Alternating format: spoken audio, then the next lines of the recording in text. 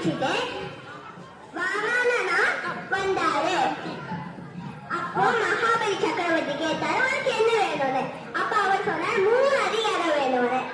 அதுக்கு அவர் இப்படி சொன்னாரு, நான் என்ன கேட்டா கொடுத்துருவேன், ஆனா நீ 3 அதிகாரத்தால கேட்கிற, எங்க வேண்டாலும் எடுத்துக்கோ அப்படி சாதாரணமா சொல்லிட்டாரு. அப்போதான் வாமனனா இருந்த விஷ்ணுதேவர்